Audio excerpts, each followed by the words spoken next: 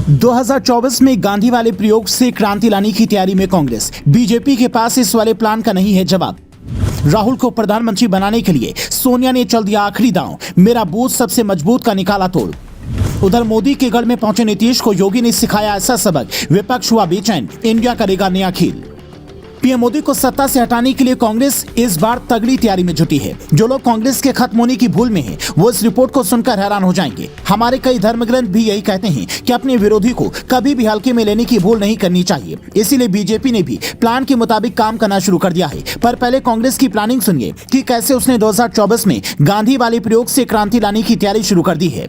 Congress party के महासचिव केसी वेणुगोपाल बताते हैं, कांग्रेस पार्टी 18 दिसंबर से डोनेट फॉर देश अभियान की शुरुआत करेगी। हम अपनी पार्टी के हर पदाधिकारी से कम 1380 रुपए के योगदान की अपील करते हैं। ये देश का सबसे बड़ा क्राउड फंडिंग अभियान होगा, जो गांधी जी के ऐतिहासिक तिलक स्वराज फंड से प्रेरित होगा।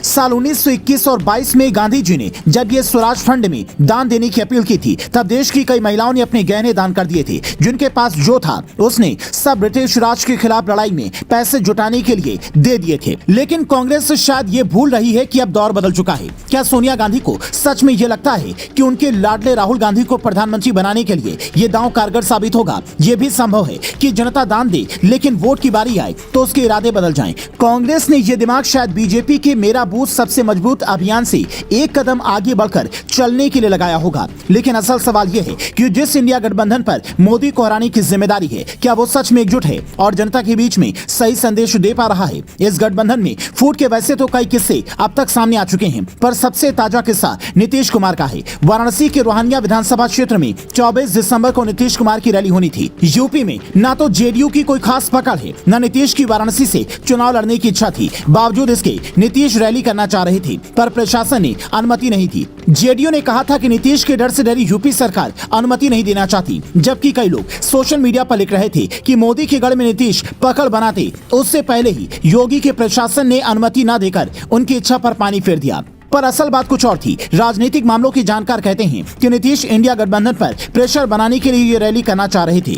आखिरी वक्त में उन्होंने खुद ही रैली रद्द करने का प्लान बनाया, क्योंकि उनका दूसरा कार्यक्रम इस दिन प्रस्तावित था। वो चाहते थे कि 3 राज्यों में हार से परेशान कांग्रेस पर इस तरह का प्रेशर डेवलप किया जाए कि उन्हें गठबंधन का सर्वमान्य चेहरा मान लिया जाए। लेकिन ऐसा होता दिखाई नहीं दे रहा है, क्योंकि कांग्रेस के तरकश से राहुल गांधी को प्रधानमंत्री बनाने के लिए अभी कई तीर निकलने वाले हैं, जिनमें से सबसे बड़ा तीर इस बार केसी वेणुगोपाल ने निकाला है। अगर सियासत के नजरिए से देखें तो कांग्रेस इस प्लानिंग से 2 बड़े फायदे देख रही है। पहला, कांग्रेस का जो खजाना खाली हुआ है उसे भरने में मदद मिलेगी, बीजेपी के चुनाव कैंपेन को चुनौती देंगे। दूसरा, देश की जनता का जो भरोसा कांग्रेस ने खोया है उससे चंदे के साथ वापस जीतने का काम करेगी।